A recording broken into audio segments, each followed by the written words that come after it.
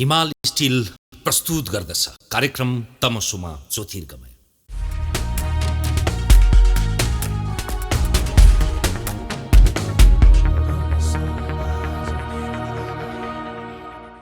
दर्शकबिन नमस्कार। कार्यक्रम तमसुमा ज्योतिर्गमयको यो अर्को श्रृङ्खलामा यहाँलाई हार्दिक स्वागत छ। अँध्यारोबाट उज्यालोतर्फको यो यात्राको सिलसिलामा हामी राजनीति, समसामयिक, पेचिला, रसिला, घोचिला, जोसिला कुरा मात्रै गर्दैनौँ, प्रेरक र अरूलाई मार्गनिर्देशन गर्ने सन्दर्भ पनि उठाउँछौँ र सँगसँगै त्यस्ता व्यक्तिहरू उद्बोधन गर्ने कोसिस गर्छौँ। करिब 5 वर्षको यात्रामा हामीले करिब 25-30 जनाको पहिलो टेलिभिजन अन्तर्वार्ता गरियो होला। उहाँहरू यसअगाडि कतै अन्तर्वार्ताका लागि इच्छुक पनि हुनुहुन्न थियो अथवा उहाँहरू इच्छुक हुँदाहुँदै पनि त्यो प्रभाव पहुँच हुँदैन थियो होला, तर त्यसले चाहिँ साँच्चैकै अँध्यारोबाट उज्यालोतर्फ पदार्पण गराउने व्यक्तित्वहरू हुनुहुन्थ्यो। तिनै मध्येका एकजना व्यक्ति हुनुहुन्छ जो हाल अमेरिका स्थित इक्वालिटी फाउन्डेसनका अध्यक्ष हुनुहुन्छ। झापा दमकमा जन्मिनुभयो, सिनियर भ्यालिडेसन इन्जिनियर हुनुहुन्छ। त्यसै गरी अमेरिकन मिलिट्री युनिभर्सिटीमा सन् 2009 यता फ्याकल्टी मेम्बरका रूपमा हुनुहुन्छ। महावीर पुनले सञ्चालन गरिरहेको नेसनल इनोभेटिभ सेन्टरका सल्लाहकार हुनुहुन्छ। त्यस्तै गरी association of Nepalese in America एनआरएनएमा 2017 देखि 2020सम्म अध्यक्ष हुनुभयो। नेपालमा त्रिभुवन विश्वविद्यालयबाट अङ्ग्रेजीमा स्नातकोत्तर गर्नुभयो। त्यसै गरी मिनेसोटा अमेरिकाबाट एप्लाइड इकोनोमिक्समा स्नातकोत्तर गर्नुभयो। त्यसै गरी भर्जिनिया अमेरिकाबाट कम्युनिकेसन टेक्नोलोजीमा पनि स्नातकोत्तर गर्नुभयो। विशेष गरी उहाँ चाहिँ डिजिटल डिभाइस न्यूनीकरणको उद्देश्यले विभिन्न अभियान सञ्चालन गर्ने क्रममा हुनुहुन्छ। त्यस्तै अभियानको एउटा उपक्रम हुनसक्छ यो पटकको नेपाल आगमन। नेपालमा विद्यालय आधुनिकीकरण, त्यसै गरी डिजिटलाइजेसन र अनलाइन क्लास प्रणालीका लागि कार्यरत पनि हुनुहुन्छ। भर्खरै प्रदेश नम्बर 1 को सफलतापछि देशभरिका विद्यालयलाई चाहिँ अनलाइन मैत्री अभियान सञ्चालन क्रम पनि जारी छ। त्यसो त उहाँ अमेरिकामा अमेरिकी नागरिकहरू बीचको पिपल्स टेली अवार्डमा समेत उहाँ त्यसको विजेता बनिसक्नु भएको छ। स्वागत छ प्राध्यापक अधिकारी तपाईँलाई। धन्यवाद दर्शकबिन, नमस्कार। मैले अतिशयोक्ति अथवा अधिमूल्याङ्कन अवमूल्याङ्कन केही पनि गरिनँ। होइन, एकदम थ्याङ्क यू भेरी मच। तपाईँको जुनसुकै व्यक्तिले चाहिँ देखिँदाखेरि मात्रै आज कहाँ छु त्यसलाई देखिन्छ, तर त्यो अङ्कुरणको पुष्पनको कुरा थाहा हुँदैन, पल्लवनको कुरा मात्रै थाहा हुन्छ। त्यताबाट सुरु गरौँ न। धन्यवाद। हजुरले साह्रै राम्रो क्वेसन उठाउनुभयो। मान्छे माथि पुगेपछि तलको बाटोहरू बिर्सिन्छन्। म चाहिँ झापाको एउटा सामान्य सरकारी विद्यालयबाट माध्यमिक विद्यालय पुरा गरेको, प्रस्ताविक माध्यमिक विद्यालयबाट र बाल्य जीवन त्यहीँ बिताएको, ठुलो परिवारमा जन्मेको। हामी 12 जना सन्तानको, म 10औं सन्तान हो। आजको जस्तो थियो भने त तपाईँ म सायद जन्मिन थिइनँ होला, म लास्ट एडिसन होला।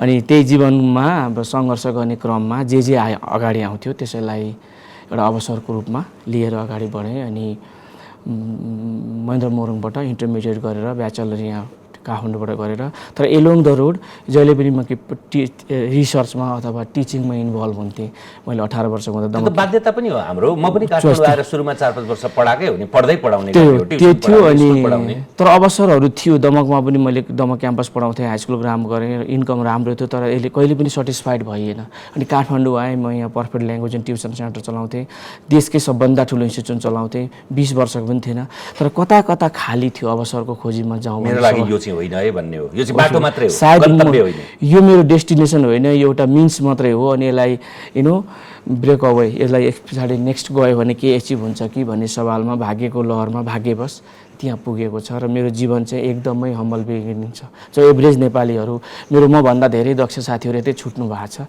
समहाउ म चाहिँ सर्भाइभर भनौँ न। यो तपाईँ सपनाको खोजीमा अथवा आफ्नो गन्तव्यको खोजीमा अथवा त्यो औसत नेपाली जस्तो पलायन भएर जानुभएको होइन? एक त दुईवटा चाहिँ यसमा, एउटा चाहिँ सपनाको खोजीमा, अर्को चाहिँ जो मान्छेहरू मैले भेटेँ रस्तामा उनीहरूको मूल्याङ्कनमा चाहिँ सायद म के बेनिफिसियल हुन्छु सोसाइटीमा भनेर उनीहरूले पुस गरेँ। म 1995 मा इन्टरनेसनल कन्भेन्सन जेरोन्टोलोजीमा युरोप गएको थिएँ। त्यो एउटा राम्रो स्पिच दिएँ। मलाई बच्चैदेखि वादी विवाद मन पर्थ्यो, रुचि हुन्थ्यो। म 5-6 क्लासमा पढ्दा संसारको देश, राजधानी यस्तो कुरा जान्दथेँ।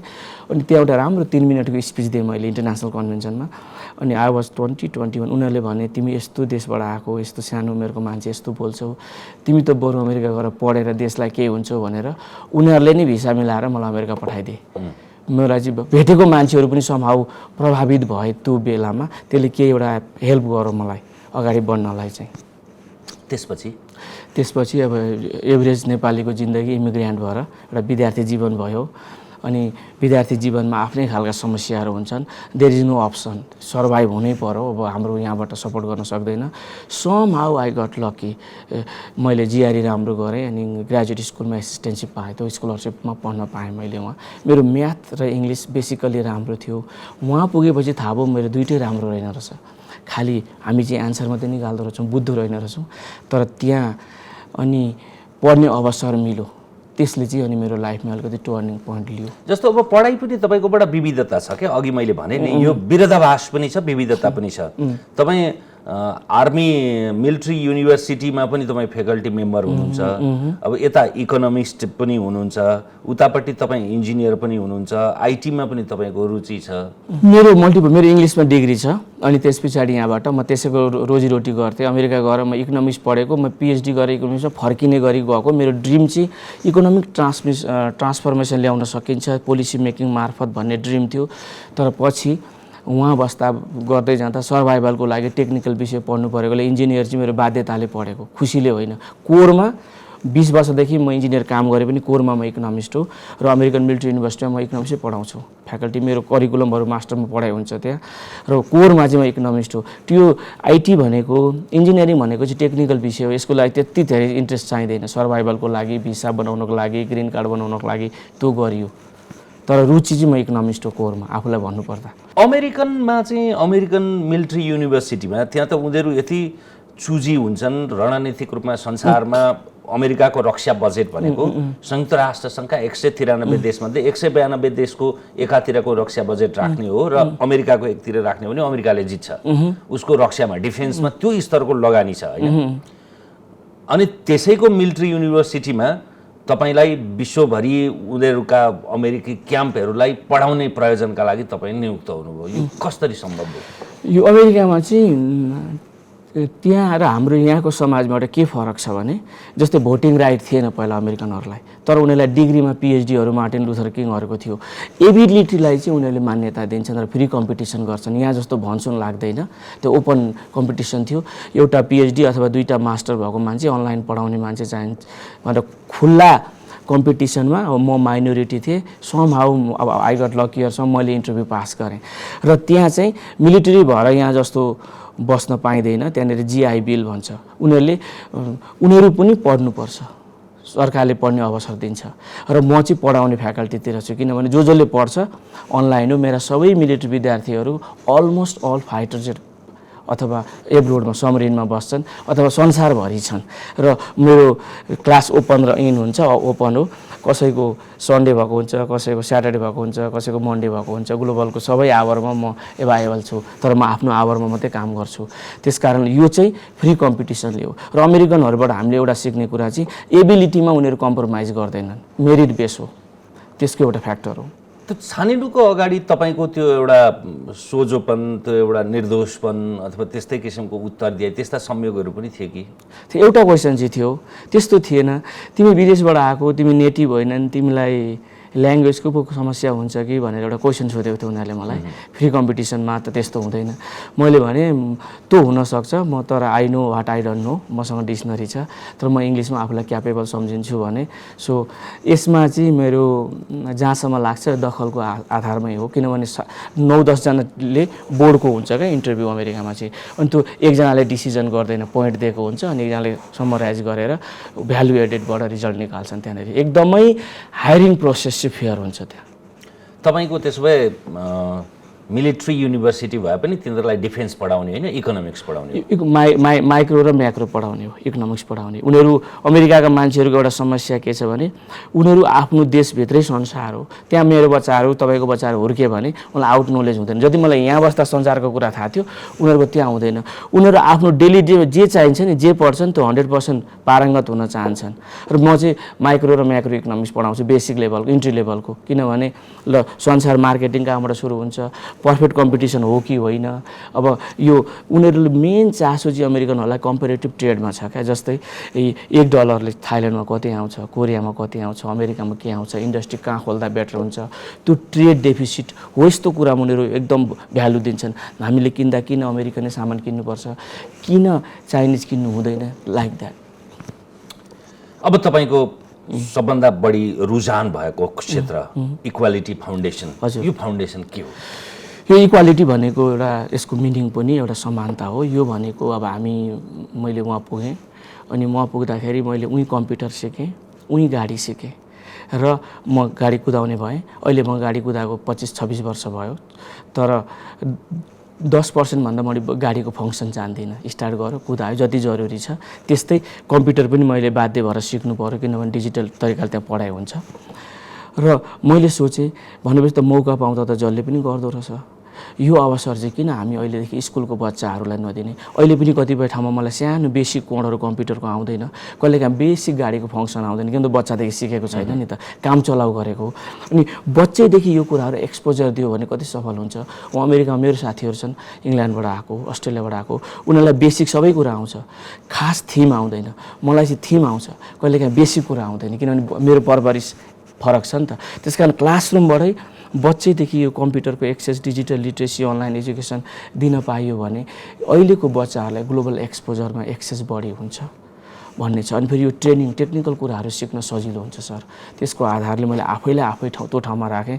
यो अवसर मैले स्कुलको लेभलमा पाएको भए I could have done better भन्ने मलाई महसुस भएर यो अवसर चाहिँ सकेसम्म पुर्याउँ। अनि हामी महावीर दाइसँग उहाँ पहिलेदेखि यो काम गर्नुहुन्थ्यो, स्मार्ट भिलेजहरू बनाउँदा पैसा उठाएर दिन्थ्यो, हामी उहाँलाई एकदम मान्छौँ। अनि उहाँको कारणले पनि यो गाउँघरको स्कुलको विद्यार्थीहरूमा जुन अवसर छैन त्यो अवसर पुर्याउँ भन्ने हेतुले इक्वालिटी फाउन्डेसन खोलेको, यो डिजिटल डिभाइडलाई घटाउनको लागि। जुन अहिले हामी अप्टिकल फाइबरको सुविधा लिइरहेछौँ अनि काहीँ न काहीँ त्यसको त्यो सुरुवातमा तपाईँहरू पनि जोडिनु भएको छ। हामी एकदम जोडिएको छौँ। महावीर पुन र मैले 2012मा हामीले महावीर दाई, म, शिक्षा मन्त्री दिना शर्माको प्रमुख आतिथ्यमा नेसनल प्लानिङ सहित लागेर 2012मा हामीले आइटी कन्भेन्सन गऱ्यौँ दमक झापामा। मैले चेयर गरेँ। यो फाउन्डेसन इस्टाब्लिस थिएन। हामीले भन्यौँ ल सूचना प्रविधि चाहिँ कसरी विद्यालय, सरकारी विद्यालयहरूमा पुर्याउने भन्दाखेरि सबै कन्भेन्सन भयो, एभ्रिथिङ भयो, वर्ल्ड ब्याङ्कले पनि सपोर्ट गर्ने भयो। तर हामीलाई दुईवटा रेस्ट्रिक्सन आयो। एउटा चाहिँ हजुरको इन्टरनेट छैन, अर्को चाहिँ के छैन, हामीसँग बिजुली छैन। पछि सरकारले कोअप्सहरू इन्डिभिजुअललाई पनि बिजुली बनाउन दिने भनेर बिल ल्याएर बिजुली अहिले यत्रो भयो। तर महावीर दाई हामीले एउटा कुरो के पत्ता लाग्यो भने त्यहाँ ग्रामीण दूरसञ्चार कोषमा पैसा थियो 16 अरब रुपियाँ, त्यो जुन सरकारी कोष, त्यो चाहिँ प्रत्येक सरकार इन्स्टेबल 6 महिनामा एकबार सरकार परिवर्तन हुने। त्यहाँ प्रत्येकचोटि जिएम परिवर्तन भएपछि त्यो पनि खाता राउट हुन्थ्यो, ब्याङ्किङ कसकामा राख्यो भने बढी आउँछ, कति नेपालको डाइनामिक्स हजुरलाई थाहा छ। त्यसो भएपछि महावीर दाई हामीले लबिङ गऱ्यौँ, मेजर उहाँको रोल छ। हामीले चाहिँ डायस्पोराबाट सबैले लबिङ गऱ्यौँ अनि समहाउ आफूसँग विद्यार्थी जीवनमा पढ्दाका साथीहरू पनि डिसिजन मेकिङमा पुगे, जुन अहिले स्पष्ट देखिन्छ। अनि उहाँहरूलाई भन्यो अरे यो फाइबर, अप्टिकल फाइबर लग्यो भने यो इन्टरनेट, विशेष गरी त्यति बेला शेरधन राई सञ्चार मन्त्री हुनुहुन्थ्यो अनि विकास समितिको सभापति रविन्द्र अधिकारीजी, लेखा समितिको अध्यक्ष रविन्द्र अधिकारी हुनुहुन्थ्यो, सञ्चार मन्त्री शेरधन राई हुनुहुन्थ्यो। उहाँलाई मैले चिनेको थिइनँ, तर उहाँ एउटा यङ केटा हुनुहुन्थ्यो, भनेको मान्नुभयो उहाँले लागू गराउन। तर पैसा रिलिज गराउन चाहिँ रविन्द्रजीले मान्नुभयो र लेखा समितिले पास गरेर त्यो पैसा ल्यायो र यसलाई चाहिँ फाइबर अप्टिक्स किन्नमा प्रयोजन गरियो त्यो बजेट। त्यसको स्वरूप आज घर घरमा इन्टरनेट पुगेको छ। 88% हाउस होल्डमा अहिले इन्टरनेट छ नेपालको, 89% हाउस होल्डमा बिजुली छ। तपाईँहरूले चाहिँ विशेष गरी के प्रेजेन्टेसन गर्नुहुन्छ ताकि त्यो प्रदेश सरकारले एउटा दुईटा बसाइमै त्यो कुरालाई अनुमोदन गर्ने उत्सुकता देखाउने गर्छ, जस्तो त्यसको उदाहरण प्रदेश 1 पनि हो। हामी के गर्छौँ भने हामी दिन आएको हो, हामी जिरो बजेटको मान्छे, फर्स्ट अफ अल सरकारलाई बर्डन छैन। अनि जिरो बजेटको भने चाहिँ हो र हाम्रो लगानी पर्दैन। तपाईँहरू के दिनुहुन्छ? हामी कम्प्युटर दिन्छौँ, डिजिटल लिट्रेसी दिन्छौँ, अनलाइन एजुकेसन, उहाँलाई कुरा बुझाउँछौँ। डिजिटल लिट्रेसी भनेको के हो उहाँले भन्नुहुन्छ? कम्प्युटरमा पढ्न लेख्न सक्नेलाई डिजिटल लिट्रेसी भन्छ। अनि जहाँ ल्याब छैन हामी ल्याब राख्ने सहयोग गरिदिन्छौँ, पूर्व विद्यार्थी संस्थाहरू खोलेर लोकलले नै पैसा उठाउँछौँ र हामी ट्रेनिङ दिन्छौँ। अनि कुनै पनि इन्फर्मेसन मिसइन्फर्मेसन हुन्छ सर, यदि राम्रो ट्रेनिङ दिएन भने धेरैजसो सरकारी विद्यालयमा ल्याब भए पनि ट्रेनिङको अभावले प्रयोजन भएको छैन। अनि हामी त्यो ट्रेनिङ दिन्छौँ र हामी जहाँ जहाँ ट्रेनिङ दिन्छौँ त्यहाँ आमा समूहलाई पनि ट्रेनिङ दिन्छौँ। र नेपालको शिक्षाको एउटा मेजर फ्याक्टर हामीले रिसर्च गर्दा अभिभावकहरूको इङ्गेजमेन्ट नभएर पनि सरकारी विद्यालय कमजोर भएको भन्ने हाम्रो स्टडीले देखायो र हामी अभिभावकलाई पनि देखाउँछौँ। अनि प्रदेश सरकारलाई यो भनेपछि उहाँहरू लुन त भनेर ट्रायलको लागि 100वटा विद्यालय दिनुभएको थियो 3 वर्ष अगाडि 1 नम्बर प्रदेशको हाम्रो माननीय जीवन घिमिरेज्यूले। मुस्किल भयो, कर्मचारीहरूसँग हाम्रो त्यति कुरा मिल्दैन किनभने हामीसँग 0 बजेट छ, बजेट नभएको मान्छेहरूसँग हाम्रो भाषा मिल्दैन उहाँहरूसँग। तर मुख्यमन्त्रीले पनि भयङ्कर फोर्स लाएर दिनुभयो अनि उहाँले 100वटा विद्यालय दिनुभएको थियो, त्यो त हामीले गऱ्यौँ। त्यही बेला हजुरको कोभिड आयो, हामीले अनलाइन एजुकेसन सुरु गरिरहेको थियौँ। कोभिड आएपछि अनि शिक्षा मन्त्रीले पनि भन्नुभयो मेरो कोभिड त तपाईँहरूको लागि अवसर भयो। अवसर भनौँ, देशको लागि बाध्यतात्मक स्थिति सिर्जना भयो, अवसर भन्दा पनि चोइस भएन। अनि शिक्षा मन्त्री गिरिराजज्यूले भन्नुभयो मेरेजी हामी के गर्न सक्छौँ भन्दाखेरि तपाईँले इन्टरनेट फ्री गरिदिनु केन्द्रबाट। एक त हामीसँग कम्प्युटर छैन, अर्को कुरा हामीसँग इन्टरनेट छैन। इन्टरनेट फ्री गरिदिनु भयो भने कम्प्युटर चाहिँ कुनै सरकारहरूले काहीँ टिभीमा पढाए, काहीँ एफएममा पढाए, काहीँ डेटामा पढाए। हामीले चाहिँ टिचरहरूलाई अनलाइन कसरी पढाउने भनेर कम्प्युटर जान्दै नजानेलाई ट्रेनिङ दिएर अनलाइन पढाउन सक्ने बनायौँ। अहिले सरकारको स्ट्याटिस्टिक्स अनुसार हामीले 320वटा स्कुलको स्टाफहरू 1 नम्बर प्रदेशको सबै फुल्ली इक्विप्ड छन् र देशभरिको 5000। अनि हामीले शिक्षक साथीहरूलाई अनुरोध गऱ्यौँ तपाईँहरू रोल मोडल बनिदिनुहोस् र तपाईँहरू समाज रूपान्तर गरिदिनुहोस्। तपाईँहरू नि हो संवाहक, किनभने सरकारले पनिस मात्रै गर्छ। समाजको 2टा मेन अङ्ग हो किसान र विद्यालय शिक्षक। उनीहरू उपेक्षित छन्, उनीहरूलाई इज्जत पनि दिनुपर्छ। र उहाँले प्रविधि मैत्री सङ्घ पनि खोल्नुभयो, त्यो चाहिँ एउटा ल्यान्डमार्क डिसिजन भयो। उहाँहरू हामी मिलेर एउटा ऐतिहासिक चेन्ज ल्याएको छौँ। अनि जस्तै अनि शिक्षकहरूलाई मर्दाखेरि हामीले भनेको छ तपाईँ वर्गीय सङ्गठनमा फोकस नगर्नुहोस्, बरु सरकारले शिक्षक मर्छ भने बरु राष्ट्रिय झन्डा उडाओस्, पार्टीको नउडाओस्। यसरी समाजलाई अलिकति फरक ढङ्गले हामी अगाडि बढाउँ, क्लासरुममा राजनीति नगरौँ। मेरो छोरालाई काङ्ग्रेसले कम्युनिस्टले राप्रपाले नपढाओस्, इङ्ग्लिस टिचरले पढाओस्, साइन्स टिचरले पढाओस्। यो कन्सेप्ट डेभलप गरौँ भनेर यो आइडिया हामीले सरकार मार्फत फ्लोट गरौँ र समावेश यसले काम गरौँ। त्यसले कतिले लाभ लिएका छन् अहिले प्रारम्भिक चरणमा? अब नेपालको शिक्षा हजुरलाई थाहा छ, अबको 2 वर्षभित्रमा हामी 1 नम्बर प्रदेश सिद्ध्याउँछौँ। 320वटा स्कुल भइसक्यो अरे, अब बाँचेको 1200वटा हाई स्कुलमा, जम्मा 1200 हाई स्कुल, अरू हामी सबै सरकारी। लोकल लेभलमा समाज रूपान्तर सुरु भयो। अनि मन्त्रालयले भनेअनुसार हाम्रो कार्यालय मात्रै 2 अरब रुपियाँ प्रदेश 1मा भित्रियो अरे, किनभने टिचरहरू आफै एजुकेट हुन थाले, विद्यार्थीहरू आफै एजुकेट हुन थाले, अनि अभिभावकहरूले पनि सरकारी विद्यालयमा चेन्ज आउँछ। हजुरलाई थाहा छ सुकुना माविको विद्यार्थी मोरङको 4800 छ, देवी माविको 4000, हिमाविको सरकारी विद्यालयहरू यति धेरै ठुला भयो कि छेउछाउका बोर्डिङहरू बन्द गरे। हाम्रो नियत त्यो होइन, हाम्रो चाहिँ सामुदायिक विद्यालयको स्तर उन्नति गर्ने हो, जसले चाहिँ समाजमा रूपान्तर ल्याउन सक्छ भन्ने मान्यता हो। किन हामी सबै समाजको प्रमुख अङ्गहरू पुरानो पिँढी त्यही सरकारी विद्यालयको प्रोडक्ट त हो नि, त्यो सुध्रियो भने समाज रूपान्तर हुन्छ भन्ने नमुना काठमाडौँमा पनि छन् नि। त्यहाँ त एउटा त्यसको प्रमुख मात्रै भनेको प्रधानाध्यापक मात्रै डेडिकेटेड भयो अथवा स्रोत व्यक्ति डेडिकेटेड भयो अथवा कोही त्यहाँ अभिभावक सङ्घ सञ्चालक समितिको अध्यक्ष एउटा मात्रै ड्राइभर सिटको मान्छे राम्रो पर्थ्यो भने त सुध्रिहाल्छ नि। त्यो एउटा फ्याक्टर हो, तर सर्वाङ्गीन चेन्ज हुँदैन। नेपालको हजुरले भन्नुभयो नि त्यही कुरा चाहिँ छैन। जहाँ प्रधानाध्यापक डेडिकेटेड हुनुहुन्छ, जहाँ सञ्चालक समिति डेडिकेटेड छ, जहाँ समाज बौद्धिक छ, त्यो समाज रूपान्तर भएको छ। तर 99% त्यो केस छैन।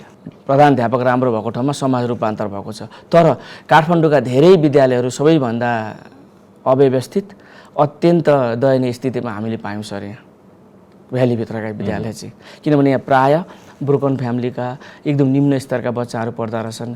त्यहाँ सरकारको पनि निगरानी कम हुने, शिक्षकहरूले पनि एकदम व्यवस्था गर्ने र त्यहाँको स्थिति चाहिँ एकदमै काठमाडौँ भन्ने सरकारी विद्यालयहरूको स्थिति विकल्प र अबबात त होला, तर समग्रमा चाहिँ भ्याली बाहिरको भन्दा पनि दयनीय स्थिति हामीले पायौँ सर। यो तपाईँहरूले प्रदेश सरकारहरूलाई भेटिरहँदाखेरि उनीहरूको ग्रहणशीलता चाहिँ कस्तो देखिन्छ? नयाँ कुरामा कसैले केही एउटा योजना केही यसको सुधारको कुनै कार्यक्रम लिएर आयो भने कतिको ग्रहणशील छन्? जनप्रतिनिधिहरू लाइक माननीयहरू मन्त्रीहरू असाध्यै ग्रहणशील भएका छन्। सायद जनताको प्रेसर हो, जनचेतना बढेको हो, तल उहाँले जवाबदेहिता देखाएर हो, पहिलाभन्दा अथवा रूपान्तरण देखाउनु पर्ने जुन लेभलमा नभए पनि आफै उहाँहरू अज्ञान हुनुहुन्छ, तर एकदम इच्छुकता देखाउनुहुन्छ र उहाँहरूसँग काम गर्न सकिन्छ जस्तो लाग्छ। तर ब्युरोक्रेसीमा चाहिँ त्यो पाइँदैन, हलो चाहिँ त्यहाँ गएर अड्किन्छ। जनप्रतिनिधिहरूलाई चाहिँ म अब विश्वास गर्ने स्थितिमा पुगेको छु, उहाँहरू चेन्जको लागि तयार हुनुभएको छ। कारण पहिला यस्तो थिएन, 1-2 वर्षको बिचमा यस्तो देखियो। जस्तो तपाईहरुको एउटा ठुलो चाहिँ विशेष गरी इक्वालिटी फाउन्डेसन, त्यसमा को पो हुनुहुन्छ अरे? हाम्रोमा अमेरिकामा म जस्तै ग्रासरुटबाट आएका मान्छेहरू, जो कर्पोरेटमा माथि पुगेका, माइक्रोसफ्टमा पुगेका साथीहरू हुनुहुन्छ, एप्पलमा काम गर्ने साथीहरू हुन्छ, ठुलो विश्वविद्यालयमा नासाको वैज्ञानिकहरू, जुन त्यहाँ हामी जस्तै ब्याकग्राउन्डको माथि पुगेको साथीहरूको टिम छ, के गरौँ भनेर, जसको ब्याकग्राउन्ड चाहिँ हामी जस्तो हम्बल बिगिनिङ छ। त्यसले चाहिँ तपाईहरुले नलेज ट्रान्सफर, ज्ञान हस्तान्तरण गर्ने संस्थागत अभियानमै हुनुहुन्छ हैन? यो चाहिँ सुरुवात हो। अनि यो खास गरी अब जुमले धेरै मान्छेलाई टेक्नोलोजी फ्रेन्डली बनायो। 3 वर्ष अगाडि मैले अनलाइन एजुकेसन हाम्रो विद्यालय सिंहदेवी दमक 19 मा गरेँ। दमक नगरपालिकाले होस्ट गर्यो, प्रदेश सरकारले सहयोग गरेर सुरु गर्यो। तर विश्वास कसैलाई पनि थिएन, किनभने अनलाइन पनि कहाँबाट पार लाग्छ, जब कम्प्युटर थिएन भन्नुभयो होइन, बाध्यात्मक भयो। अहिले हामी पनि आफै उत्साहित भएका छौँ, किनकि हामीले उहाँबाट कलेजको प्रोफेसरलाई हामीले मेन्टरिङ गरिरहेको छौँ। उहाँ र यहाँको ज्ञानमा 20% डिफ्रेन्स छ। नलेज चाहिँ उयो ट्युको कोर्स ओल्डको 1 नम्बरमै पर्छ। युनिभर्सिटीको अर्थ युनिभर्स हुने भएकाले युनिभर्सिटी छ, तर त एप्लाइड छैन, प्र्याक्टिकल गर्दैनौँ हामी यहाँ होइन, थ्योरी पढ्छौँ। मैले जति इन्टरमा पढेँ इकोनोमिक्सको बारेमा, अन्त फेरि दोहोऱ्याएर पढेको छैन। त्यो आफ्नो मौलिकता राख्न पाइन्छ उहाँ चाहिँ।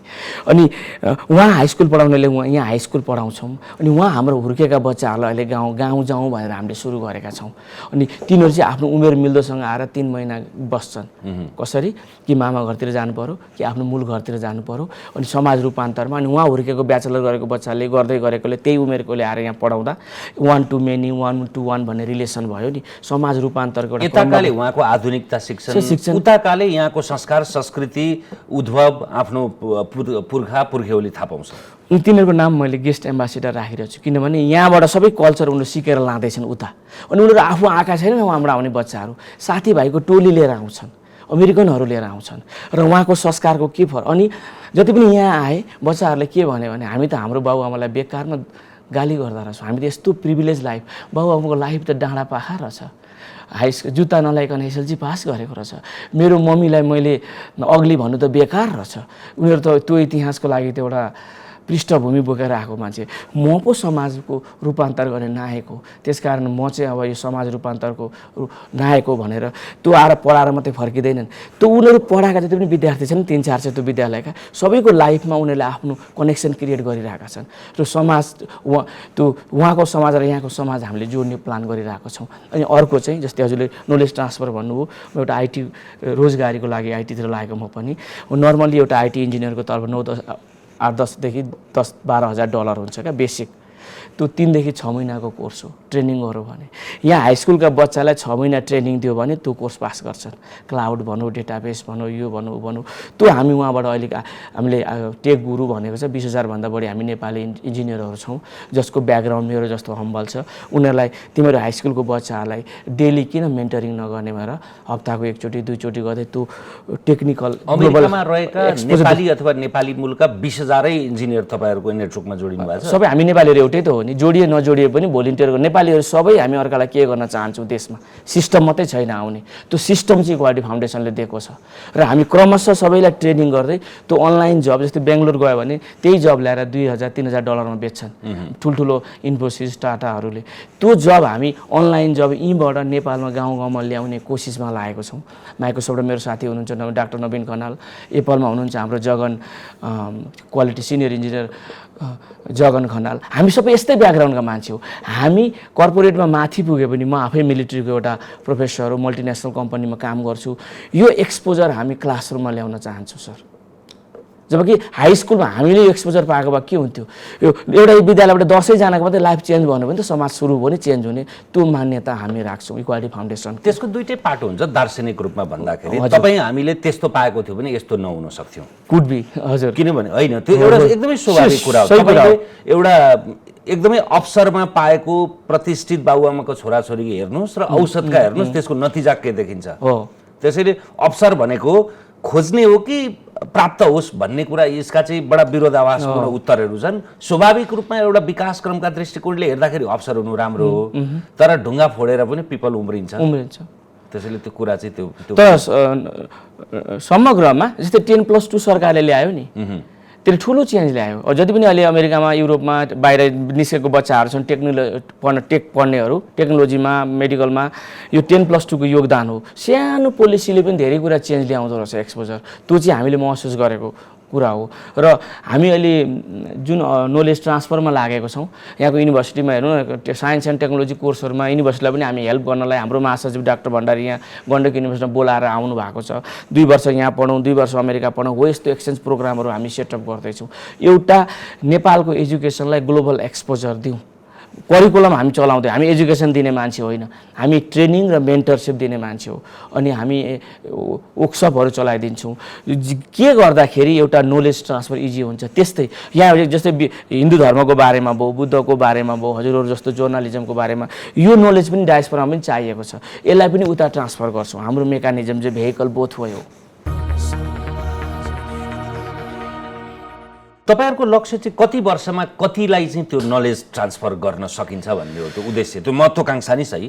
त्यो त इन्फिनाइट एन्सर हो। अहिले हामीले चाहिँ एउटा हुन्छ नि डेस्टिनेसन पोइन्ट, हाई स्कुललाई राखेको छ। सरकारी विद्यालयहरू 7000 जति छ नेपालमा। 3 वर्षभित्रमा सरकारसँग मिलेर सबै सरकारी विद्यालयहरूलाई डिजिटलाइज गर्ने, डिजिटल लिटरेसी दिने, जुनमा पूर्वाधार छ त्यहाँनिर ल्याब राखिदिने, लोकल्ली सरकारसँग मिलेर। अनि हामी त्यहाँ टिचरलाई ट्रेनिङ दिने, विद्यार्थीलाई ट्रेनिङ दिने। हाम्रो ट्रेनिङ अलिक फरक छ। हामी टिचर र विद्यार्थीसँगै ट्रेनिङ दिन्छौँ, किनभने छिटो सिक्छन्। विद्यार्थीको प्रेसरले टिचरले, किन टेक्निकल कुरा त 60 वर्षको र 10 वर्षको बच्चाले साइकलसँगै सिक्छ नि, झन् फरक हुन्छ नि। कम उमेरकाले झन् छिटो सिक्छ। अनि हामी टिचरलाई सँगै राख्छौँ र सँगै पढाउँछौँ अनि डिजिटल सर्टिफाइड गर्छौँ। त्यस पश्चात 3 वर्षभित्रमा हामीले सरकारी विद्यालय सकाउँछौँ। त्यो एउटा भेग अथवा अहिलेसम्म तपाईँहरूले यो भर्खरै सुरु गरे पनि 5000 शिक्षकलाई त सर्टिफाइड गरिसक्नु भयो। हामी देशभरिको त्यो सर्टिफाइड, त्यही भएर त हामीसँग त्यो आँट छ। अनि फेरि शिक्षा मन्त्रालयले हाम्रो फिडब्याकहरू लिइरहेको छ क्या। हाम्रो पोलिसी मेकिङमा हाम्रो कुराहरू त पसिरहेको छ। सरकारले अहिले भर्खर शिक्षा मन्त्रीले घोषणा गर्नुभयो 22वटा ल्याब त सरकारले आफै पनि बनाउँदैछ क्या लोकल लेभलमा। अब हाम्रो गोल चाहिँ ल्याब मात्रै बनाएर भएन, परियोजना चाहिँ भएको छैन। जस्तै 1 नम्बर प्रदेशमा सरकारले हामीलाई 100वटा स्कुल दिएको थियो, मात्र 33वटा मात्रै विद्यालयमा फङ्सनेबल ल्याब थियो, अरू युज पनि भएको थिएन। र भने जति सरकारको डेटा अनुसार कम्प्युटर पनि थिएन। हामी चाहिँ ट्रेनिङको लागि हामी चाहिँ नलेजलाई क्लासरुममा लान चाहन्छौँ। टेकराम सर, हाम्रो गोल चाहिँ त्यो सेन्सर नलेज होइन। जस्तै अब माइक्रोसफ्टको साथीले पढाउनुहुन्छ नि, मैले पढाउँछु नि, म यो टिचर मार्फत, सरकार मार्फत होइन, म इन्जिनियर हो भने म क्लासरुममा आफै जान चाहन्छु। नलेज चाहिँ क्लासरुममा हुनुपर्छ। र विदेशमा औद्योगिक हुने कुराहरू, हाम्रो औद्योगिक शिक्षा हुने फरक हुने चाहिँ क्लासरुममा त्यहाँको प्राइमरीहरूलाई प्राय पिएचडीहरूले पढाउँछन्। एकदम सबै इम्पावरमेन्ट त्यो हुन्छ नि, औद्योगिक ब्रेन एक्सपोजर गराउने, त्यो सबै कुरा गराउने कुराहरू क्लासरुममा हुन्छ। जस्तै हाम्रोमा अब माछा पालनको पढाइ हुन्छ, सक्यो। विदेशमा हो भने माछा पालकलाई ल्याएर माछा पालनको विधि सिकाउँछन् र माछा खाडीमा लगाएर मान्छे घुमाउँछन्। हो त्यसरी एप्लाइड हुन्छ। हो यो एक्सपोजर चाहिँ विदेशको शिक्षामा हुन्छ, हाम्रोमा चाहिँ हामी टेक्स्ट मात्रै पढ्छौँ। हो यो एक्सपोजर हामी क्लासरुममा ल्याउन चाहन्छौँ। जस्तै कम्प्युटर पढाउनेले किबोर्ड मात्रै पढाउँछ, यहाँ इन्जिनियरले पढायो भने हेर यो कन्ट्रोल भनेको यो, कन्ट्रोल सी गर्यो भने कपी हुन्छ, कन्ट्रोल एस गर्यो भने सेभ हुन्छ। यसरी बच्चादेखि सिकाउँदैखेरि कोडहरू कम्प्युटर अराएको मान्ने भनेर त्यसरी इग्नाइट तरिकाले पढाउँछौँ। त्यो अघि तपाईँले भन्नुभयो नि, त्यो बडा महत्त्वपूर्ण कुरा कसरी हो भने त्यो कम उमेरकालाई, भर्खर सिक्ने उमेरकालाई चाहिँ सबभन्दा सुशिक्षितहरूले सिकाउने हो क्या। अब यहाँ चाहिँ कम तलब हुन्छ भनेर के अरे प्ले ग्रुप भनेर अनि त्यहाँबाट भर्खरका ठिटाठिटीलाई पढाउन लाउने चलन छ क्या। अमेरिकामा यो कुरा पनि नेपालमा सोच, भर्खर यहाँ फ्रेस मान्छेलाई हायर गर्दैनन्, यहाँ काम पाइँदैन। अमेरिकामा नम्बर 1 भनेको फ्रेसलाई हायर गर्छ। जस्तै माइक्रोसफ्टहरू छ नि, गुगलहरूले, अब मलाई ज्याकेट दिँदैन, सब टट म अब एजेड भएँ, किनभने मेरो ब्रेन पनि कन्फ्युज भयो, यो वायर्ड भयो, सेचुरेटेड भयो, मेरो पर्सनल प्रब्लम होला। त्यहाँ चाहिँ सकेसम्म कलेजका विद्यार्थीलाई फ्रेसरलाई बरु 3 लाख दिएर हायर गर्छन् र आफै ट्रेनिङ दिन्छन् आफ्नो तरिकाले। अनि ती वैज्ञानिक हुन्छन्। अहिले त माइक्रोसफ्टहरू, ठुल्ठुलो इन्डस्ट्रीहरूले त्यहाँ हाई स्कुलको क्लब खोलिदिएका छन्, हाई स्कुलमै हायर गर्न कोसिस गर्दैछन्। हो यो एक्सपोजर हामी ल्याउन चाहन्छौँ, कति सक्छौँ थाहा छैन। र इक्वालिटी फाउन्डेसनको मान्यता चाहिँ एक्सपोजर चाहिँ अर्ली एजुकेसनमा भयो भने त्यो मान्छे औद्योगिक हुन्छ, त्यसले फेसबुक गुगल बनाउनेतिर सोच्छ, उसको अरू समस्या हुँदैन, रोजीरोटीको समस्या हुँदैन, ऊ चाहिँ एउटा दिवाना भएर लाग्छ भन्ने मान्यता छ। यो सूचना प्रविधि अथवा यो डिजिटल डिभाइस, आर्टिफिसियल इन्टेलिजेन्स, यी सबै कुरा तपाईँले जतिले अहिलेसम्म गरेका छन् नि त्यो सबैले 30 वर्षभन्दा कम उमेरमै गरेका छन् के? साह्रै राम्रो कुरा गर्नुभयो। स्टिभ जब्सले होस् कि के अरे तपाईँको बिल गेट्सले होस् कि तपाईँको त्यो क्रिएटिभ माइन्ड हुन्छ, त्यो मान्छे सुत्दैनन्। यो high school drop out, college drop out हुन्छ, जकनबर्गर पनि, बिल गेट्स पनि होइन, स्टिभ जब्स पनि पढेकै छैनन्। पिएचडी गर्ने भने त सिधा पढ्ने मात्रै हो। ब्याचलर गरेपछि अमेरिका पढिरहँदैनन्, त्यो त्यहाँभन्दा उता पढ्यो भने पिएचडी नै गर्छन्। त्यसपछि भयो एजुकेसन, आफ्नो खुसीले एमबिए गर्ने हो पढुवाको लागि अथवा के गर्ने हो अथवा एक्जिक्युटिभ डिग्री गर्ने हो। तर त्यो छ जति सक्दो हामी सफर भएको चाहिँ, जस्तै तपाईँ हेर्नुहोस् न, कतारमा जानुहुन्छ होइन, हामी जहिले ट्रान्जिटमा भेट्छौँ दुबईमा, त्यो दुधे बालकहरू बाथरुम साफ गरिरहेको छन्, तिनीलाई 3 महिनाको मात्रै कम्प्युटर ट्रेनिङ दिनु हो भने तिनीहरू एक्सपर्ट हुन्छन्, तिनीहरू क्लर्क हुन्छन्, तिनीहरू 3 टाइम्स 5 टाइम्स स्यालेरी खान्छन्। हो यो सोचो हामी। अनि हाम्रो विद्यालयहरूमा हामी जहाँ जान्छौँ समाजका बेरोजगार बच्चाहरूलाई पनि ल्याएर शनिबार आइतबार पढाउँ, समाज रूपान्तर गरौँ। यो ज्ञान भन्ने कुरा जहिले सिके पनि हुन्छ भन्ने एउटा मान्यता राख्छौँ। र आमाहरू कहिले जिन्दगीमा कम्प्युटर नसकाएर कम्प्युटर पढ्छन्। त्यही भएर हाम्रो प्रोडक्ट चाहिँ पपुलर भएको 1 नम्बर प्रदेशमा। जो विद्यालयहरूले सेवाग्राही छन् उनीहरू के चाहन्छन् भने अब आमाहरू नि छोरो पढेन भन्छन्, त्यो कुराहरूमा भेला लिन थालेका छन्। विशेष गरी अब यो डिजिटल भन्ने कुरा त यो अब हामी सबैका लागि अपरिहार्य नै भइहाल्यो। यो हामीले नेसेसिटी इभिल मात्रै होइन, यो हटाउनै सक्दैनौँ। अब केही वर्ष पछाडि कागजी नोट पनि विस्थापित हुन्छन्, संसारका धेरै देशमा विस्थापित भइसके, अब विस्थापित हुन्छन्। एकजनाले 2-3 वर्ष अगाडि नै लेख्नु भएको थियो कि उहाँहरू नाइगरा फल्स हेर्न जाँदाखेरि डलर लिएर गएको अरे, खान पनि पाइएन, सुत्न पनि पाइएन, क्यास ट्रान्ज्याक्सन हुँदैन। हजुर भनेको त्यो डिजिटल भइसक्यो, पेपरलेस। अब यो अखबारहरू अब थिएटर रहे जस्तो मात्रै रहन्छ। बिजनेस विकहरू त बन्द भयो संसारको त्यस्तो पत्रिकाहरू। त्यसैले अब यो चाहिँ सङ्ग्रहालयमा राख्ने जस्तो भनेर एउटा पुस्तक निकाल्ने, अलिकति तपाईँको यो चाहिँ एन्टिक अथवा सोफेस्टिकेटेड भन्ने रूपमा मात्रै पत्रिका पनि अब त्यस्तामा सीमित हुने भयो। त्यसै गरी तपाईँको कागजी प्रयोजनका भनौँ न जे हुन्छन् ती कुरा लगभग अब विस्थापित भएर सबै त्यही डिजिटल त्यो बक्सामा, यही मोबाइलमा, डिभाइसमा मात्रै आउने भएपछि अब यसको अपरिहार्यतामा कुनै सन्देह भएन। यसप्रतिको आकर्षण कति रहेछ भन्ने कुरा त नेपालको जनसङ्ख्या भन्दा बढी सिम बिक्री भएको छ एनटिभी र एनसेलको। साह्रै राम्रो कुरा। एनटिसी र एनसेलको भने पछाडि त्यो विद्युत नपुगेको ठाउँमा पनि जहाँसुकै जेसुकै भए पनि त्यो बाध्यताले, लहरले जेले भए पनि डिजिटाइजेसन त भयो। तर त्यो क्वालिटी छ कि छैन, गुणस्तर छ कि छैन भन्ने मूल प्रश्न हो नि त। आफूसँग भएको मोबाइललाई तपाईँले राम्ररी अपरेट गर्न जान्नु भएको छ, तपाईँ फेसबुकमा फोटो हाल्ने र शुभकामना भन्ने र श्रद्धाञ्जली मात्रै दिने त्यतिमै सीमित भएको छ नि त बहुसङ्ख्यक मान्छेहरू त। टिकटकमा नाच्ने गीत गाउनेमा मात्रै त्यो हो डिजिटल लिट्रेसी होइन। त्यो भनेको फोन हो एउटा, त्यो भनेको पहिलाको फोन चलाउने हो। हाम्रो लिट्रेसी भनेको चाहिँ कम्प्युटरबाट लेख्न जान्ने, अब त्यसको अनलाइन एजुकेसन, त्यसबाट त्यो लर्निङलाई कसरी अर्निङमा कन्भर्ट गर्ने। हाम्रो चाहिँ प्लान इक्वालिटी फाउन्डेसनको नलेज ट्रान्सफर भनेको चाहिँ त्यो डिजिटल लिट्रेसीको जुन चाहिँ मैले अहिलेसम्म टिकटक बनाएको छैन, त्यो लर्निङ छ त्यसलाई कसरी अर्निङमा कन्भर्ट गर्ने भन्ने हो। जस्तै साउथ इन्डियनहरूको म्याथ र इङ्ग्लिस राम्रो हुन्छ, साइन्स, उनीहरूको इन्कम त्यहाँबाट अमेरिका युरोप ट्युसन पढाउँछन् घन्टाको $30-35। हाम्रो नेपालीहरूको पनि म्याथ्स ब्रेन एकदम गुड सेटअप हो क्या, राम्रो भयो। 10 को फेल गर्दा 10 को पढाउने होइन क्या, 1, 2, 3 को जति फेल छ 2 महिनामा 10सम्मको म्याथ पढाइदियो भने त्यो साइन्सतिर लाग्छ। तर बिचराहरूलाई बेसिक नगरिकन घटाउँछौँ हामी, रटाउँछौँ। अनि हाम्रै विद्यार्थीहरूले भोलि यो टेक्नोलोजीबाट कसरी डेटा इन्ट्रीको काम गर्ने, कसरी यसले एउटा म्यानुअल इन्ट्रीको काम गर्ने, सबै एप्स हो नि, एप्समा त 80% 90% कम्प्युटरले गर्छ, त्यो 10% हामी सिकाउन चाहन्छौँ। त्यो लर्निङलाई कसरी इलेक्ट्रोनिक लर्निङलाई कसरी अर्निङमा लाने भन्ने हाम्रो अभियान हो सर। नेक्स्ट मैले अमेरिकन साथीहरू, मेरो अमेरिकन सांसद पनि इक्वालिटी फाउन्डेसनमा हुनुहुन्छ, हाम्रो भिजनबाट प्रभावित भएर तिमीहरूको जस्तो करप्सन भएको देशमा, त्यस्तो विथितिमा यो प्रोजेक्ट लाँदैन तिमी नै बाँचेर आउँदैन भन्थे पहिला। अहिले 1 नम्बरको रिजल्ट देखेर यो त UN मार्फत ग्लोबल लानु प्रोजेक्ट त यु सरप्राइज्ड मी भन्छन् क्या उनीहरू। अनि अब हामीलाई पैसा नदेऊ भनेको छ मैले, हाम्रो एकदम 0 बजेटको, आफैले जति पैसा उठायौँ 40-45 जना छौँ, हामीसँग 100 जना कोर मान्छे हो, सबै क्रिम अफ द क्रोप सोसाइटीको। हामी त मेम्बरसिप पनि हतपै दिँदैनौँ, $1000 दिँदा लाइफ मेम्बर हुन्छ।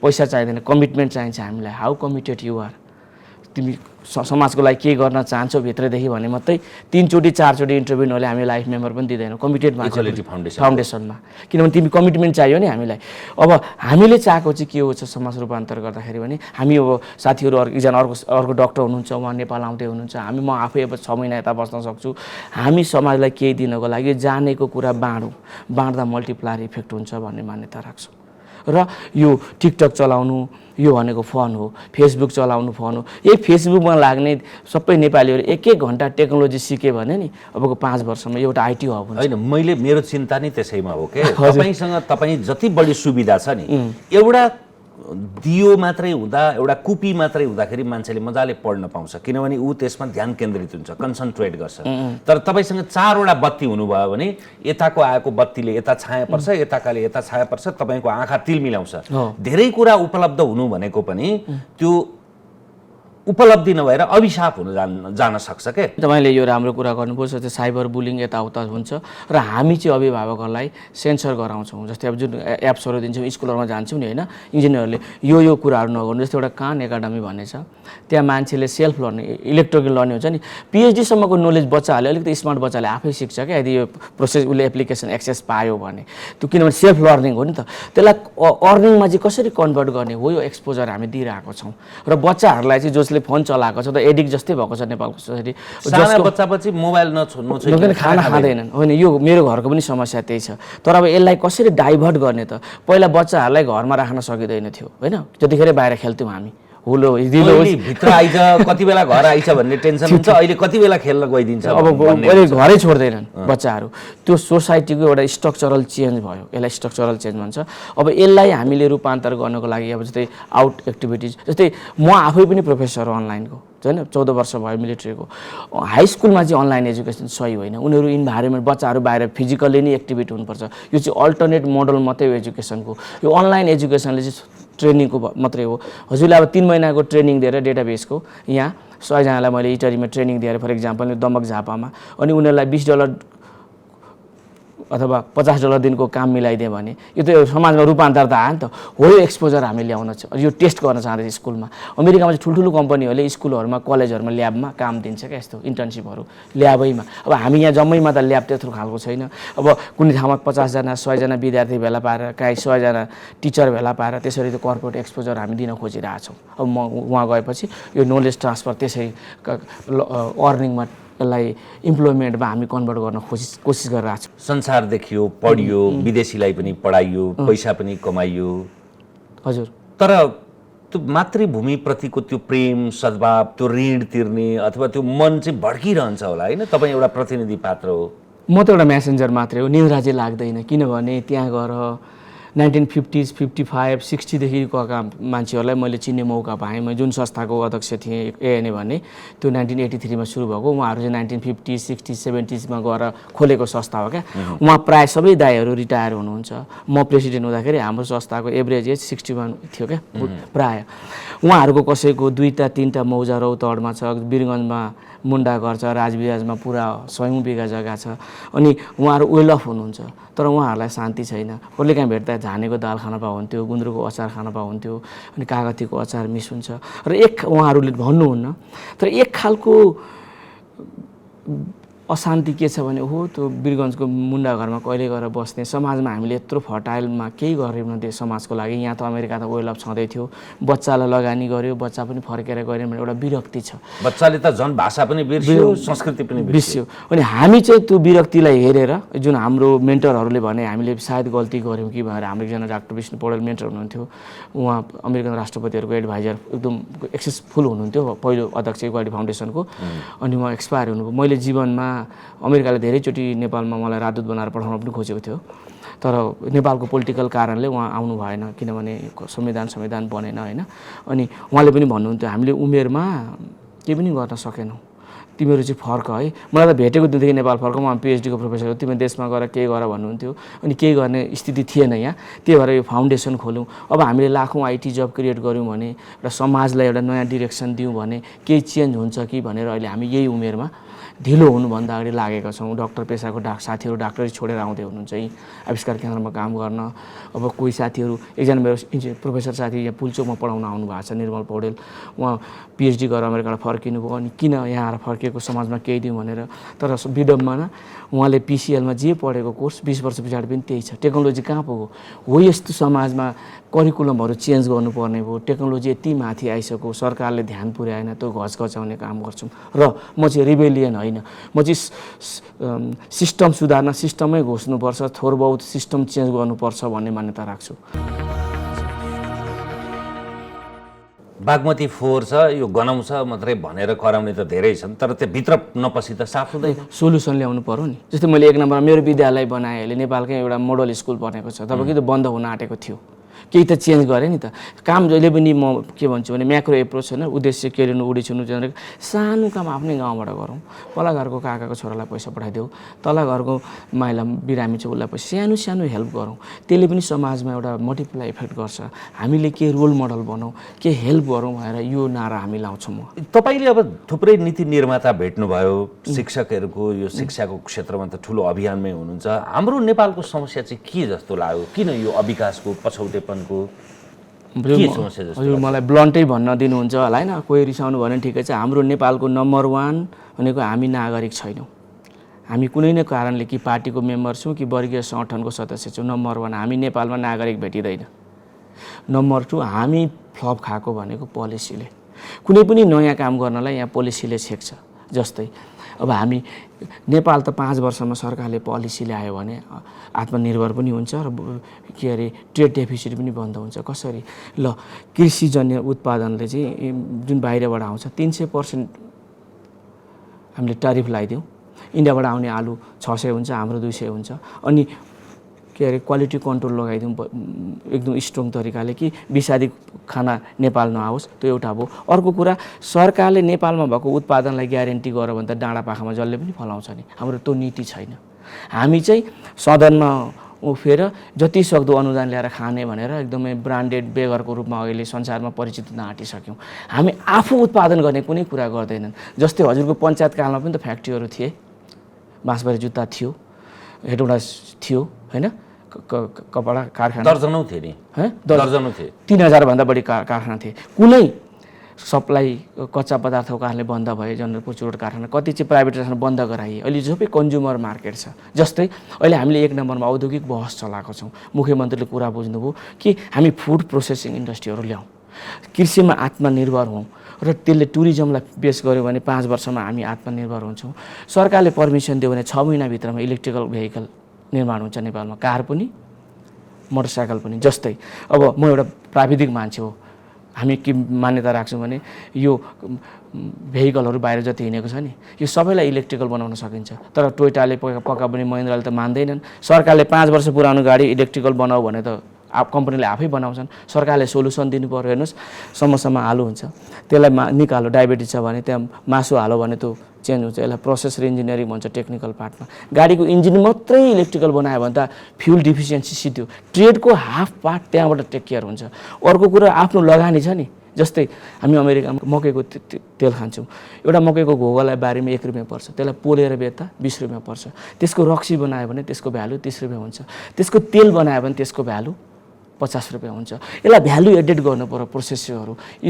कोरिया त्यसरी नै धनी भएको छ, हामी अमेरिका हुन सक्दैनौँ। हामीले न्युजिल्यान्डको मोजुल्समा कृषि बेस्ड इन्डस्ट्रिजहरू, प्रोसेसिङ फुड प्रोसेसिङ प्लान्टहरू गरेर गर्नु पर्यो। त्यसरी नै कोदोको रक्सी बनाउँदा मिलो, सुन्तोलाको जुस बनाउन मिलो। अनि त्यसको लागि चाहिँ हामीलाई सप्लाई चेन छैन, कच्चा पदार्थ छैन। यो सबै कुराको लागि सरकारले मात्रै पोलिसी चेन्ज गर्नु पर्यो। तर उहाँहरू जनप्रतिनिधिले गरे पनि कार्यान्वयन पक्षमा लाग्दैन। नम्बर 2, अर्को कुरा, यो देशमा चाहिएको रोल मोडल एउटा आँट भएको नेता चाहिएको छ जो काम गराउन सक्छ। र चौथो र लास्ट प्रब्लम नेपालको ब्युरोक्रेसी। जनप्रतिनिधिहरू जति भेट्यो सबै कन्भिन्स भएको छन्, तर कार्यान्वयन लाग्न 2 वर्ष 3 वर्ष 4 वर्ष लाग्छ र हामी बाहिरबाट आउनेको ऊर्जा मरिसक्छ धेरैको। म त एउटा सामान्य मान्छे हो, मभन्दा हजारौँ गुणा धेरै साथीहरू, विद्वानहरू, थिङ्क ट्याङ्कहरू आएर फर्केर गएका छन् प्रोजेक्ट लिएर कि त्यो पोलिसी लेभलमा पुर्याउनै सक्दैन। अब तपाईँले फेरि ब्युरोक्राट्सहरूसँग भेट्नुभयो भने चाहिँ के अरे राजनीतिकै खराब जस्तो लाग्छ कि यो राजनीतिज्ञ र ब्युरोक्रेसीले एकअर्कालाई के भन्ने गर्छ भने यो जोगी देख्दा भैँसी तर्सिने, भैँसी देख्दा जोगी तर्सिने, यी दुईटाका समस्या पनि छन्, राम्रो पक्ष पनि छन्। समस्या के हो भने राजनीतिज्ञ आउँछ, चुनाव एकदमै खर्चिलो छ, खर्चिलो चुनाव भए पश्चात मान्छे ठुलो परिमाणमा खर्च गरिसकेपछि त्यसको शोधभर्ना गर्न खोज्छ। शोधभर्ना गर्न आएपछि कार्यकारी पदमा पुगे पछाडि उसले आफ्नो उसले भनेको टेर्नुपर्छ, अनुकूलको सचिव सहसचिव राख्नु पर्यो अनि त्यो भनेअनुसारको गर्नु पर्यो। अब यताकाले पनि के भन्छ, त्यो सुरुमा राजनीतिज्ञ जति बेला आएका थिए राजनीतिमा पञ्चायत पश्चात तिनीहरूलाई त केही पनि थाहा थिएन, तर यसरी करप्सन गर्नुपर्छ, यसरी कागज मिलाउनुपर्छ भन्ने फेरि ब्युरोक्रेसीले सिकाए। नियतको कुरा हो कि सबभन्दा ठुलो कुरो। तपाईँको नियत असल छ भने जे पनि राम्रो हुन्छ, नियत खोट छ भने राजनीतिज्ञ पनि खराब, ब्युरोक्रेसी पनि खराब हुन्छ। अहिले जो नयाँ लिडरहरू आएको छ नि, नेताहरू, यङ केटाहरू पोलिटिक्समा, यिनीहरू कुरा पनि बच्छन् र लागू पनि गरिरहेछन्। त्यही भएर मैले हाम्रो मुख्यमन्त्री 1 नम्बरको शेरधन राईसँग खुसी थिएँ। अहिलेको राजेन्द्र राई उहाँभन्दा पनि कुरा बुझ्ने हुनुहुन्छ। उहाँले ल म फुड प्रोसेसिङ इन्डस्ट्री खोल्दा क्याबिनेटबाटै पास गराइदिन्छु, तपाईँहरू आउनुहोस्। यस्तो आँट दिएपछि अब ब्युरोक्रेसीले त अल्झाउने ओर्ने हो। सबै ब्युरोक्रेट खराब छैनन्, किनभने उनीहरू दफा पल्टाएर जान्छन्। उनीहरूलाई फ्राइडे कतिखेर आउँछ, उहाँहरूको आफ्नै प्रोटोकल छ, सबै खराब छैनन्। तर समग्रमा हामी बाहिरबाट आउने मान्छेलाई उहाँले हेर्ने दृष्टिकोण चाहिँ, मेरो अनुभव त भन्न मिल्छ होला मैले, होइन, हामी केही यहाँ सरकारबाट लिन खान आएको होइन, हामी दिन आएको। हेर्नुहोस्, मलाई जीवनमा जुन ड्रिम गरेँ नि अमेरिका छिर्दा, त्यो सबै कुरा पुरा भएको छ। अब मैले समाजलाई दिन आएको र यो मान्यता राख्ने हजारौँ छौँ, तर दिँदाखेरि एकदम राम्रो दियोस् न मजाले। अनि मैले एउटा नयाँ सोच डेभलप गरेको छु गुवाहाटी फाउन्डेसनले। हामी सरकारमा हामी गाउँ जाउँ भनेर आह्वान गर्छौँ, सरकारले पनि गाउँ आऊ, तपाईँहरू आफ्नो माटोलाई सम्झेर गाउँमा फर्किनुहोस्, सबै स्रोत साधन सीमित ल्याएर भनेर प्रत्येक प्रदेश सरकारहरूले आह्वान गर्दै हुनुहुन्छ। त्यसले गर्दाखेरि गाउँमा स्रोत साधन सीमितहरू भिजिट त गर्न आए किसिम। अहिलेको समस्या सरकारी विद्यालय मात्रै मोडर्नाइज गर्ने होइन, मान्छेलाई गाउँमा कसरी राख्ने पनि एउटा समस्या भएको छ। सबै मान्छेहरू सहर केन्द्रित भएको छन्, गाउँ गाउँ उजाड भएको छ। मान्छे इम्प्लोइमेन्ट त गाउँमा लानु पर्यो नि। जस्तै जुम्लामा स्याउ फलेको छ, तर त्यो स्याउ त अब बाटो छैन, डेलिभरी हुँदैन, बिग्रिन्छ। त्यहाँ 2 करोडको मात्रै एउटा प्रोसेसिङ प्लान्ट राखिदियो भने सबै जाम बनाउन मिल्छ। सरकारले यति पोलिसी फेसिलिटी गरिदिनु पर्यो नि। त्यो एउटा ठुलो कुरा पनि होइन। जस्तै अब त्यस्तै कतिपय कुराहरू छ सानो सानो, जस्तै जिन्जरको कुरा भन्नुहोस् तपाईँको। अब हामीले रक्सी बनाउन कोसिस गरौँ, जुन नेपालमा कृषिजन्य सानो सानो मजौला उद्योगहरूको एउटा राम्रो पोलिसी मात्रै ल्याइदियो भने नेपाल 5 वर्षभित्रमा आत्मनिर्भर पनि हुन्छ। तर पोलिसीमा लिडरसिपले ल्याउन सक्छ कि सक्दैन त? बोर्डर कन्ट्रोल गर्न सक्छ त? आफ्नो प्रोटेक्सन दिन सक्छ? हेर्नुहोस्, जापानले अमेरिकाले जति पनि विकास गरे आफ्नो खाद्यान्नलाई बच्चा जस्तै प्रोटेक्सन दिएको छ। हामीले देशले पनि उत्पादनलाई ग्यारेन्टी दियो भने कृषिजन्य वस्तुमा देशको आमूल परिवर्तन सुरु हुन्छ भन्ने म मान्यता राख्छु। हामीले यो बहस सुरु गरिसक्यौँ 1 नम्बर प्रदेशमा। तपाईँ चाहिँ व्यक्तिगत रूपमा अब सबै छोडेर नेपाल कहिले आउने? म आउँदिनँ, मैले आइरहनु पर्दैन। जस्तै म अमेरिका नेपाल बसेको 3.5 महिना भयो, मेरो अमेरिकाको चलिरहेको छ। म भर्चुअल मान्छे हो, म वहाँ गएर पनि उत्तिकै बेनिफिसियल छ। आवश्यकता परेको बेला फिजिकल प्रेजेन्स म आउँछु।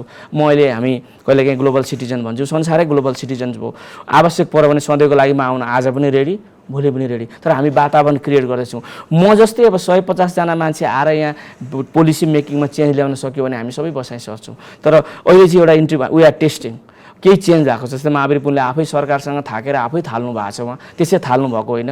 कतिपय मिसकम्युनिकेसन, कति पर्खिने, वैज्ञानिकहरू डिस्टर्ब पनि हुन्छन्।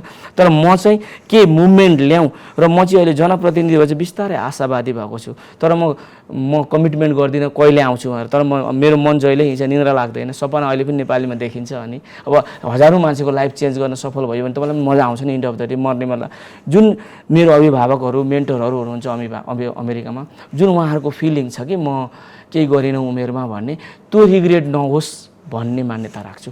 र म जस्ता धेरै मान्यता राख्ने साथीहरू बिचबिचमा आउँदै यतै सर्दै गर्ने क्रम बढ्दो छ। हाम्रो नारै गाउँ जाउँ, तर नलेज ट्रान्सफर गर्नु। अहिले त्यो त एउटा समय हुन्छ जति बेला, त्यस पछाडि कुनै समय सिक्ने नै हो। नेपालीहरूले स्थायी रूपमा बसोबास गर्ने नै 116वटा देशमा स्थायी रूपमा बसोबास गरेको डाटा छ। चीन, भारत अहिले बनेका, सुरुमा बनेकै हुन्, यिनीहरू प्राचीनतम सभ्यता हुन्, ठुलो अर्थतन्त्र, ठुला जनसङ्ख्या। यद्यपि तपाईँको अमेरिका युरोप गएर आए पश्चात त्यस पछाडि अहिले उनीहरूलाई फर्की भन्नै पर्दैन, आफै फर्किन थालेका छन्। किनभने उताभन्दा यता अवसर भइसक्यो। होइन, त्यहाँको रिटायरमेन्टको पैसा मात्रै 50,000 मान्छेले गाउँमा बसेर खाइदियो भने इकोनोमी काया पलट हुन्छ नि। हाम्रो जस्तो इकोनोमीमा एउटा मान्यता त्यो राख्छौँ हामी। हेर्नुहोस् है, $5,000-6,000 एकजनाले गाउँमा खर्च गर्यो भने त्यो एउटा कुरा भयो। अर्को कुरा के हो भने एउटा ट्रेन्ड छ नि, हामी सबै यता आएर गाउँघरमा सुविधा ल्यायो भने 5 वर्षभित्रमा त्यो गाउँमा बस्यो भने अरू मान्छे पनि बस्छ, त्यसले साइड इफेक्ट गर्छ, एउटा समाज एउटा अर्कै गरेको सिटी मात्रै बस्नुपर्ने रहेन रहेछ। इन्टरनेट र बिजुली भइसकेपछि त लगभग लाइफ अहिले मेडिकल पनि एक्सेसै जहाँ पनि बाटो त पुगेको छ नि त होइन। देशमा विकास चाहिँ सुरु भएको छ, मूल फुटेको छ यो 5 वर्षमा। म चाहिँ आइएम भेरी प्लिज इन्फ्रास्ट्रक्चर त्यसको साटो जस्तै कोसीबाट हामीले अहिले एउटा 1 नम्बरमा प्रोजेक्ट ल्याएको छ। कोसीको चताराबाट सबै खोलाहरूमाथि जहाजमा सामान ढुवानी गर्ने, 4 घन्टामा काठमाडौँ भकुण्डे बेसीसम्म आउने यस्तो खालको प्लानमा हामी काम गरिरहेछौँ। त्यसमा अब हामी चाहिँ पहिला के गर्थ्यौँ भने वाटर इन्जिनियर होइन, इनल्यान्ड इन्जिनियरहरू लगाएर के गर्दा कोर्स करेक्सन हुन्छ, यस्तो कुरा क्रिएटिभ अवसरको आन्तरिक रोजगार कसरी बढाउन सकिन्छ। यो चाहिँ अहिले हामी नलेज ट्रान्सफर छ नि टेका सर, यो इन्डिङ डेस्टिनेसन होइन मेरो, हाम्रो डेस्टिनेसन टेक्नोलोजी ट्रान्सफर हो। जब मान्छे दक्ष र कम्प्युटर चलाउन सक्छन्, अलिकति टेक्नोलोजी जान्छन्, इन्डस्ट्रियल इन्जिनियरिङ, हामी बायोकेमिकल, तपाईँको यो स्ट्रक्चर इन्जिनियरिङ बढी कोर्सहरू पढाएर साइन्स एन्ड टेक्नोलोजीमा गरेपछि हामी टेक्नोलोजी, अमेरिकन साथीहरूलाई पैसा नदियो भन्छ, हामी टेक्नोलोजी ल्याएर रोजगार उत्पादन गराउन चाहन्छौँ। हेर्नुहोस् हामी नेपालमा कोटा सिस्टमले मरेका छौँ, जहाँ पनि कोटा छ, मेडिकल कोटा छ। ल मनमोहन विश्वविद्यालय 1 नम्बरमा खोलेको छ अहिले, गण्डकी 4 नम्बरमा नयाँ। मैले उनीहरूलाई भनेको एडभाइस, गण्डकीको चान्सलरसँग अस्ति मिटिङ भएको थियो, मैले भने कोटा नराख, 5,000 मेडिकल स्टुडेन्टको इनरोलमेन्ट गरिदेऊ, जो जनताका छोराले पढ्न खोज्छन् इनरोल गर्नुहोस्, अनि बिहान दिउँसो बेलुका पढाउनुहोस् 3 सिफ्ट। आखिर 2-4वटा ल्याब मात्रै एक्स्ट्रा बनाउनुपर्छ, 10 करोड खर्च होला, 50 जना मेडिकल डाक्टरहरू अमेरिकाबाट फ्रीमा पढाइदिनु होला।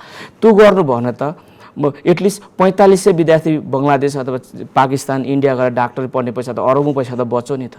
अनि फेरि जनताको छोराले यी नेपालमै मेडिकल पढ्न पायो भने हामीलाई गोविन्द केसीको समस्या पनि भएन, सरकारको समस्या पनि भएन। इच्छा भएको मान्छेले डक्टर इन्जिनियर पढ्न पाउनु पनि त सामाजिक एउटा राइट हो नि त, त्यो सरकारको जिम्मा हो नि त पढाउने। हामी 3 सिफ्ट खटौँ न, हामी जो नलेज भएको मान्छे छौँ हामी भोलिन्टियरी पढाउँ न, हो यो मान्यता राख्छौँ हामी। अब जाँदा जाँदै तपाईँ अहिले पढिरहने स्कुल +2 विश्वविद्यालय पढिरहने भाइ बहिनीहरूलाई तपाईँले चाहिँ तपाईँको त्यो आफ्नो सपनालाई यथार्थसँग रूपान्तरित गरिरहँदाखेरि उनीहरूलाई के प्रेरणा दिन चाहनुहुन्छ? Sky is a limit. तपाईँहरू सबभन्दा बेस्ट जमानामा जन्मिनु भएको थियो।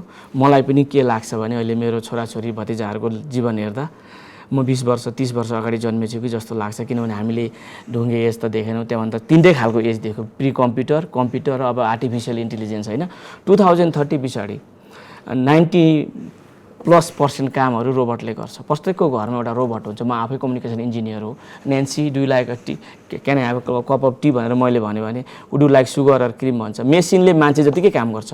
अहिले मात्रै एउटा डिस्कनेक्ट भएको छ कि यो सेटेलाइटबाट कम्युनिकेट भइरहेको छैन क्या रोबोटलाई।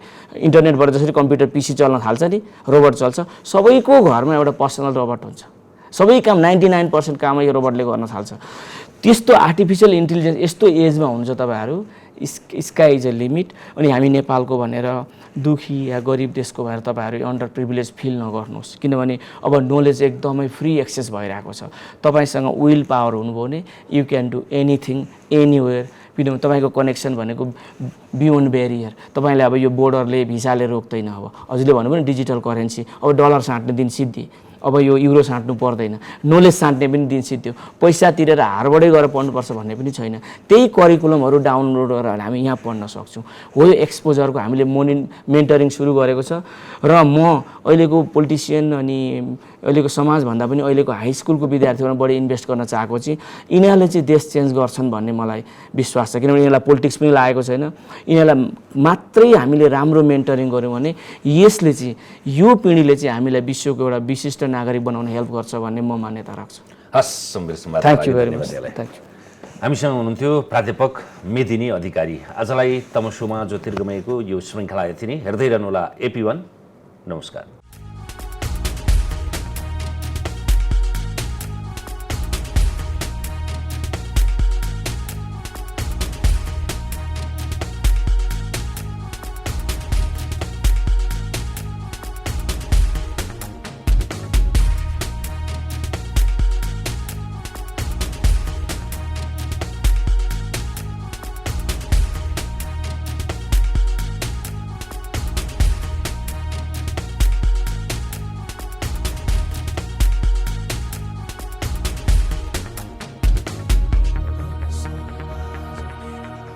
हिमाल स्टिल प्रस्तुत गर्दछ कार्यक्रम तमसुमा ज्योतिर्गमय। It's an AP1 presentation.